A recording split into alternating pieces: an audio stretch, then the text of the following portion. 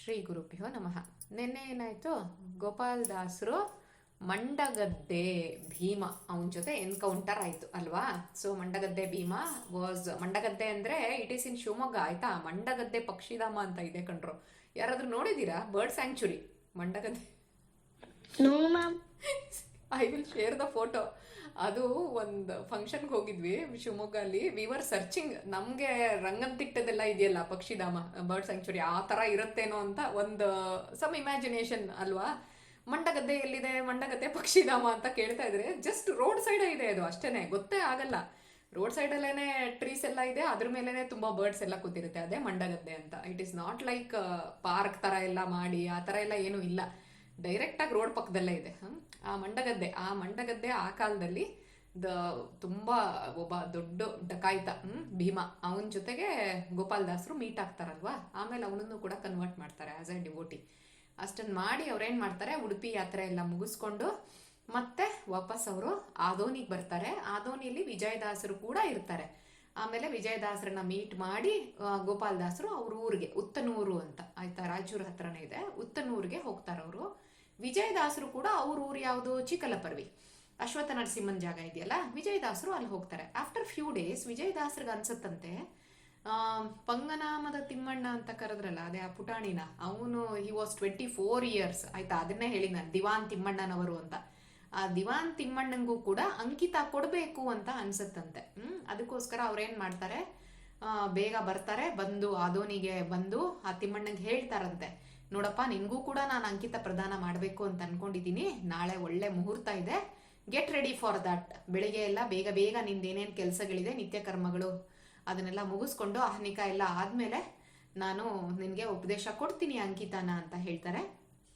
ಅದೇ ರೀತಿ next day morning ಅವ್ರಿಗೆ ನೈಟ್ ಕಳೆಯೋದಿದೆಯಲ್ಲ ಪಂಗನಾಮ ತಿಮ್ಮಣ್ಣರಿಗೆ, ಅವ್ರಿಗೆ ಅದೇನೇ ತುಂಬಾ ದೊಡ್ಡದಾಗೋಯ್ತಂತೆ. ಅಂದ್ರೆ ಇಟ್ ಈಸ್ ಲೈಕ್ ಯುಗಗಳ ತರ ಆಗೋಯ್ತಂತೆ. ಅಂದ್ರೆ ಯಾವಾಗ ಬೆಳಿಗ್ಗೆ ಆಗುತ್ತೋ, ಯಾವಾಗ ವಿಜಯದಾಸ ಅಂಕಿತ ತಗೋತೀನೋ. ಅಂಕಿತ ಅಂದ್ರೆ formally accepting him as us disciple ಆಯ್ತಾ. ಅವ್ರು ವಿಜಯದಾಸರದು ಶಿಷ್ಯ ಅಂತ ಸ್ವೀಕಾರ ಮಾಡುವಂಥದ್ದು ಪ್ರೊಸೀಜರು. ಹೇಗೆ ಗೋಪಾಲ್ ದಾಸರನ್ನ ಭಾಗಣ್ಣನ ಶಿಷ್ಯ ಅಂತ ಸ್ವೀಕಾರ ಮಾಡಿ ಗೋಪಾಲ ವಿಠಲ ಅಂತ ಅಂಕಿತ ಕೊಟ್ರಲ್ವಾ, ಅದೇ ತರ ತಿಮ್ಮಣ್ಣನ್ಗೆ ಶಿಷ್ಯ ಆಗಿ ಸ್ವೀಕಾರ ಮಾಡಿ ವೇಣುಗೋಪಾಲ ವಿಠಲ ಅಂತ ಅಂಕಿತ ಕೊಡ್ತಾರೆ. ವಿಜಯದಾಸರ ಅಂಕಿತ ಯಾವುದು, ವಿಜಯ ವಿಠಲ ಅಲ್ವಾ. ಅವರು ಕೊಟ್ಟಿದ್ ಯಾರು, ಡೈರೆಕ್ಟ್ ಆಗಿ ಕನ್ಸಲ್ಲಿ ವೇದವ್ಯಾಸರೇನೆ ಪುರಂದ್ರದಾಸರ ರೂಪದಲ್ಲಿ ಬಂದು ವಿಜಯ ವಿಠಲ ಅಂತ ಅಂಕಿತ ಕೊಟ್ರು. ಅದಕ್ಕಿಂತ ಮುಂಚೆ ವಿಜಯದಾಸರ ಹೆಸರೇನಾಗಿತ್ತು, ದಾಸಪ್ಪ, ಕುಸಿ ಮಗ ದಾಸ ಅಂತ ಪಾಪ ಎಲ್ಲರೂ ಟೀಸ್ ಮಾಡ್ತಾ ಇದ್ರು ಅವ್ರನ್ನ ಆಯ್ತಾ, ಅಂತ ವಿಜಯದಾಸರು.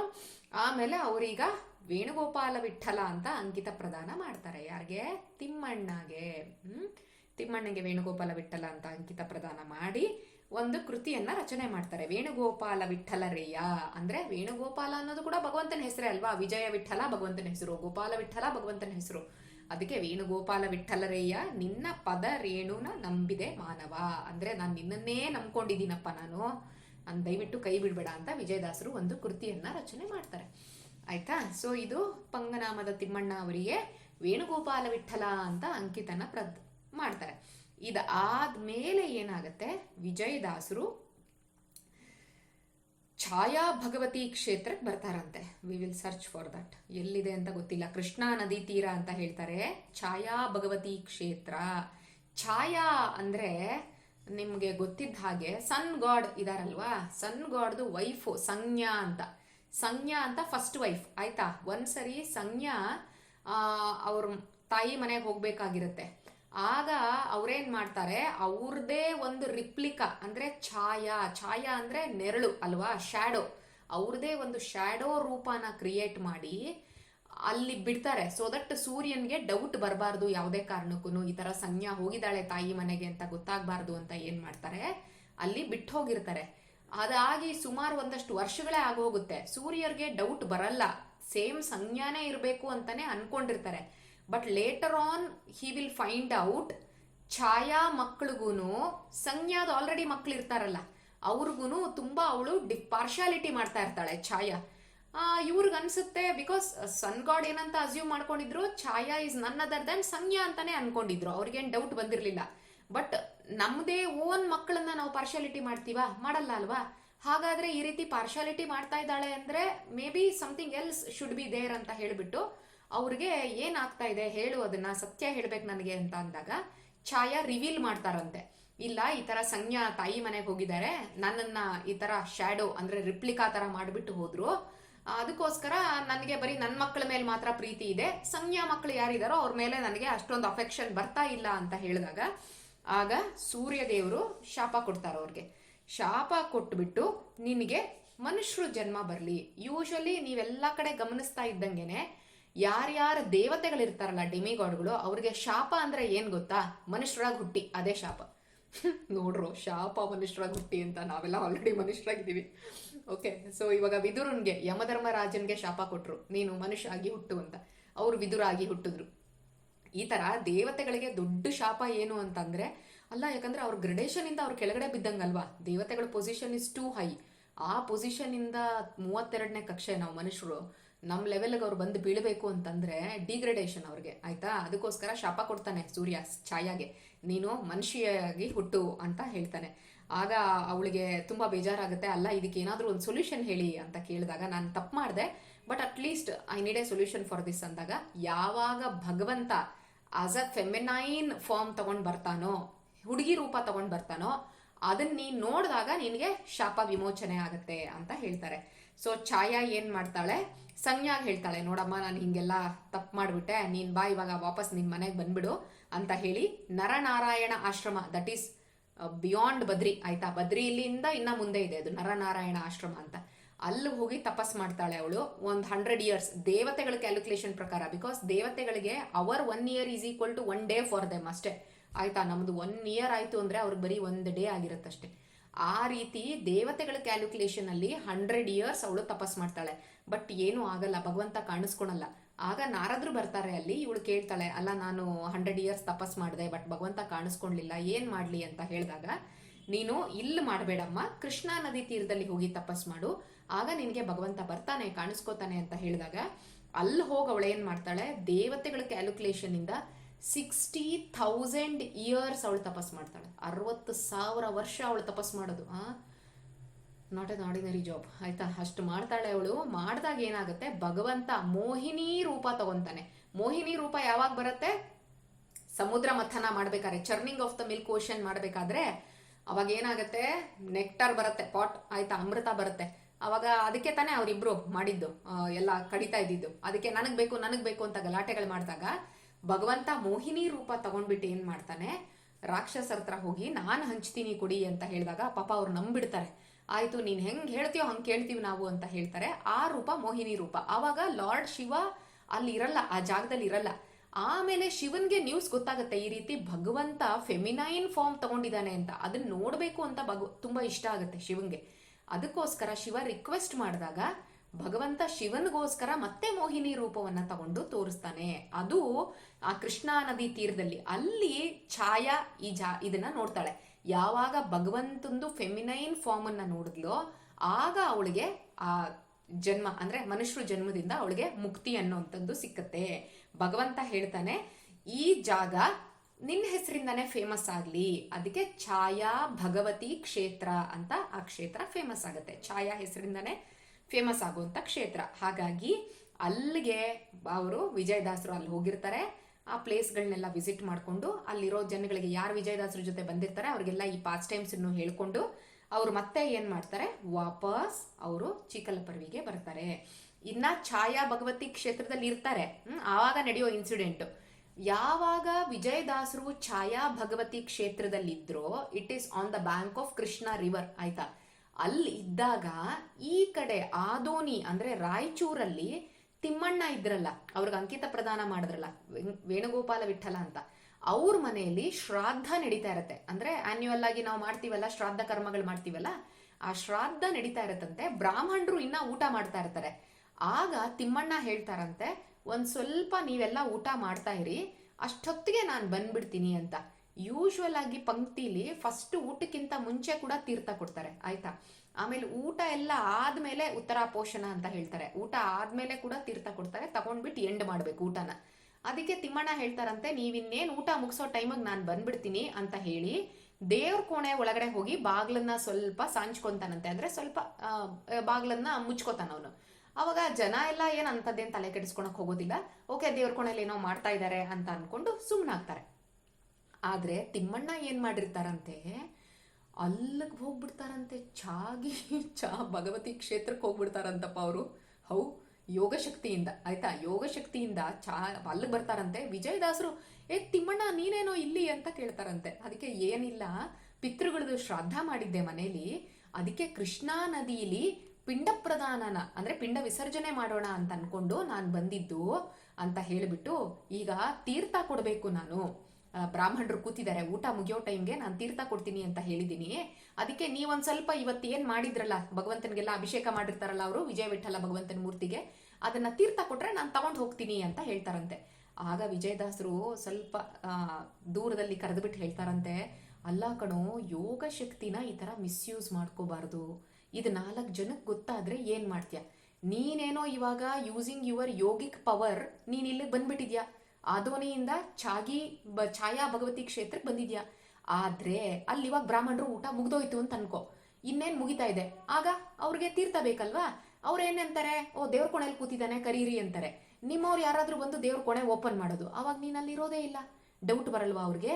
ನೀನಲ್ಲಿ ಇಲ್ಲ ಅಂತ ಹೇಳಿ ಗೊತ್ತಾದ್ರೆ, ಓ ಎಲ್ಲಿ ಮಾಯ ಆಗ್ಬಿಟ್ಟ ಇದ್ದಕ್ಕಿದ್ದಂಗೆನೆ, ಹೋಗಿದ್ದ ದೇವ್ರ ಕೋಣೆ ಒಳಗಡೆ ನಾನು ನೋಡಿದ್ದೀನಿ, ಈಗ ದೇವ್ರ ಕೋಣೆಯಲ್ಲಿ ಇಲ್ಲ ಅಂತಂದ್ರೆ ಮಾಯ ಆಗ್ಬಿಟ್ಟ ಅಂತಂದ್ರೆ ಹೇಗೆ ಅಂತ ಜನಕ್ಕೆಲ್ಲ ಡೌಟ್ ಬಂದು ಪ್ರಚಾರ ಆಗುತ್ತೆ. ಯಾವುದೇ ಕಾರಣಕ್ಕೂ ನಮ್ಮ ಹತ್ರ ಇರೋವಂಥ ಪವರ್ಸನ್ನ ನಾವು ಆ ರೀತಿ ಪಬ್ಲಿಕ್ ಆಗಿ ತೋರಿಸ್ಕೊಳೋ ಹಾಗಿಲ್ಲ.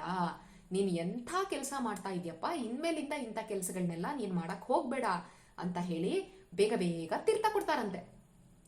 ಆಗ ಇವರು ವಾಪಸ್ ಬಂದ್ಬಿಡ್ತಾರೆ ತೀರ್ಥ ತಗೊಂಡ್ಬಿಟ್ಟು. ಇನ್ನೇನು ಬ್ರಾಹ್ಮಣರು ಊಟ ಮುಗೀತು ಅಂದಾಗ ಇವರು ಆಲ್ರೆಡಿ ದೇವ್ರ ಕೋಣೆ ಒಳಗಡೆ ಇರ್ತಾರೆ. ಆಗ ಬ್ರಾಹ್ಮಣರಿಗೆ ತಗೊಂಬನ್ನಿ, ದೇವ್ರ ಕೋಣೆಯಲ್ಲಿ ಇಟ್ಟಿದ್ದೀನಿ ನಾನು, ಆ ಉದ್ಧರಣೆ ಕೌಳ್ಗೆ ಸೌಂಟ್ ಅಂತ ಏನು ಹೇಳ್ತೀವಿ ಅದನ್ನ ತಗೊಂಬನ್ನಿ ಅಂತ ಹೇಳಿದಾಗ ಅವ್ರ ಜನ ಹೋಗ್ಬಿಟ್ಟು ತಗೊಂಬರಕ್ ಹೋದ್ರೆ ಇವ್ರದ್ದು ಪಾತ್ರೆ ಇರಲ್ವಂತೆ, ಅಲ್ಲಿ ವಿಜಯದಾಸರು ಯೂಸ್ ಮಾಡ್ತಾ ಇದ್ದಂಥ ಪಾತ್ರೆ ಇರುತ್ತಂತೆ. ಜನಕ್ಕೆ ಆಶ್ಚರ್ಯ ಆಗೋಗುತ್ತಂತೆ. ವಿಜಯದಾಸರು ಛಾಯಾ ಭಗವತಿ ಕ್ಷೇತ್ರದಲ್ಲಿದ್ದಾರೆ, ವಿಜಯದಾಸರು ಯೂಸ್ ಮಾಡುವಂಥ ತಟ್ಟೆ, ಕೌಳ್ಗೆ, ಸೌಂಟು ಇದೆಲ್ಲ ಹೇಗೆ ಬಂತು ಹಾಗಾದ್ರೆ ಅಂತ ಜನಕ್ಕೆ ಆಶ್ಚರ್ಯ ಆದರೂ ಕೂಡ, ಆಮೇಲೆ ನೋಡೋಣ ಏನೋ ಮಿಸ್ಟ್ರಿ ಇರಬೇಕಿದ್ರಲ್ಲಿ, ನೈಟ್ ಕೇಳಿದ್ರಾಯ್ತು, ಯಾಕಂದ್ರೆ ಬ್ರಾಹ್ಮಣರು ಕೂತಿದ್ರಲ್ಲ ಊಟಕ್ಕೆ ಅಂತ ಅನ್ಕೊಂಡು ಅವ್ರು ಸುಮ್ಮನಾಗ್ತಾರೆ.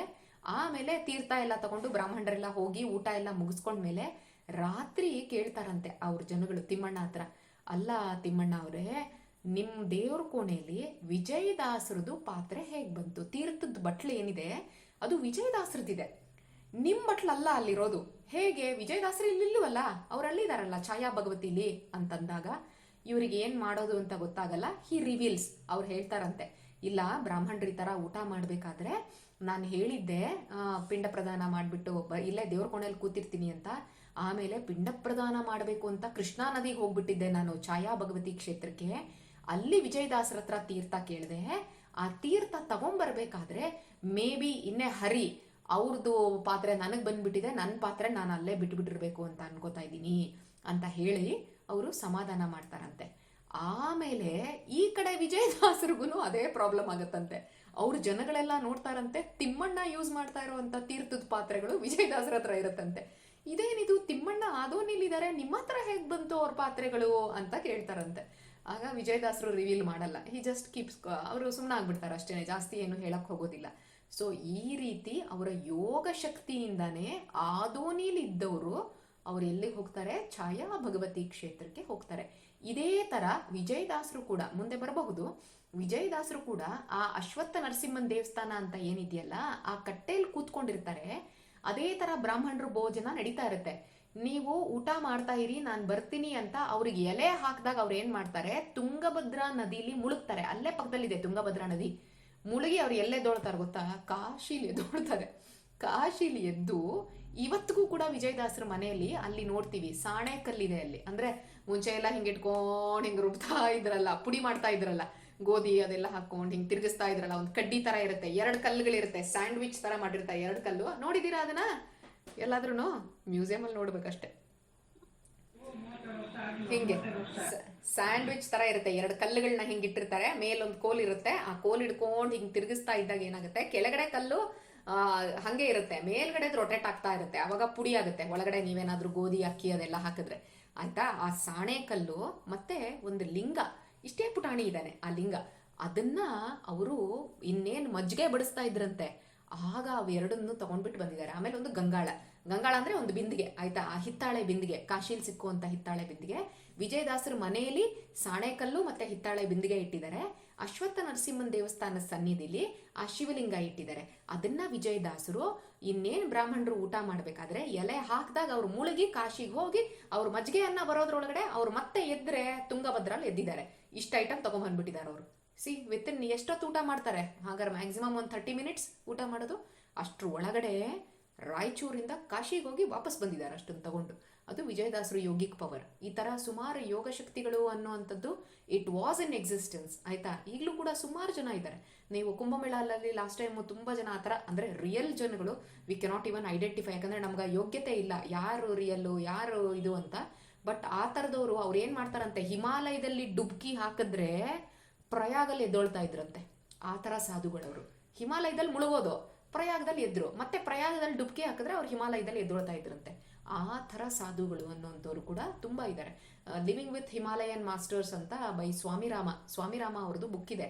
ಅದರಲ್ಲಿ you can come across so many incidents. ಈ ಥರ ತುಂಬಾ ಅಂದ್ರೆ ತುಂಬಾ ಇದು ಹೇಗೆ ಒಂದು ಬಾಡಿಯಿಂದ ಇನ್ನೊಂದು ಬಾಡಿಗೆ ಅವ್ರು ಚೇಂಜ್ ಮಾಡ್ಕೋತಾರೆ.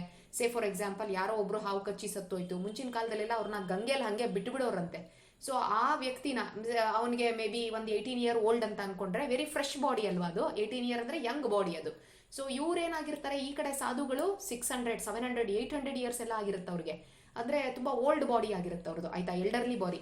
ಅದಕ್ಕೆ ಅವ್ರೇನ್ ಮಾಡ್ತಾ ಇದ್ರಂತೆ, ಅವರು ಈ ಬಾಡಿಗೆ ಶಿಫ್ಟ್ ಆಗೋದು. ಅಂದ್ರೆ ಯಾವ ಹುಡುಗ ಪಾಪ ಹೋಗ್ಬಿಟ್ಟಿದ್ನಲ್ಲ ಅವನ್ ಬಾಡಿ ಒಳಗಡೆ ಇವ್ರು ಸೇರ್ಕೊಂಡು ನೆಕ್ಸ್ಟ್ ಅವ್ರ ಸಾಧನೆ ಆ ಬಾಡಿಯಿಂದ ಕಂಟಿನ್ಯೂ ಮಾಡ್ತಾ ಇದ್ರಂತೆ ಫಾರ್ ಅನದರ್ 700 800 ಇಯರ್ಸ್. ಆ ಬಾಡಿಲಿ ಅವ್ರು ಇದು ಮಾಡ್ತಾ ಇದ್ದಿದ್ದು. ಆಮೇಲೆ ಅದೇ ತರ ಸುಮಾರೆಲ್ಲ ಇನ್ಸಿಡೆಂಟ್ಸ್ಗಳು ಲಿವಿಂಗ್ ವಿತ್ ಹಿಮಾಲಯನ್ ಮಾಸ್ಟರ್ಸ್ ಅಂತ ಬುಕ್ ಇದ್ರೆ ನೋಡಿ, ಟ್ರೈ ಮಾಡಿ. ಅದರಲ್ಲಿ ಈ ತರದ್ದು ಸ್ವಾಮಿರಾಮ ಅವ್ರದ್ದು ಬುಕ್ಕಲ್ಲಿ ತುಂಬಾನೇ ಇದ್ರ ಬಗ್ಗೆ ಎಲ್ಲ ಕೊಟ್ಟಿದ್ದಾರೆ ಆಯ್ತಾ. ಅದೇ ತರ ಇವತ್ತು ನಾವಿಲ್ಲಿ ನೋಡ್ತಾ ಇದೀವಿ ಲೈವ್ ಆಗಿ ವಿಜಯದಾಸರು ಮತ್ತೆ ತಿಮ್ಮಣ್ಣ ಯಾವ ರೀತಿ ಅವ್ರ ಯೋಗಿಕ್ ಪವರ್ನ ಅವರು ಎಕ್ಸಿಬಿಟ್ ಮಾಡಿದ್ರು ಅನ್ನುವಂಥದ್ದನ್ನ ಇವತ್ತಿಂದು ಇದರಲ್ಲಿ ತಿಳ್ಕೊಂಡ್ವಿ ಆಯ್ತಾ. ಶ್ರೀಕೃಷ್ಣ ಅರ್ಪಣ ಮಸ್ತು. ಶ್ರೀಕೃಷ್ಣ ಅಂತ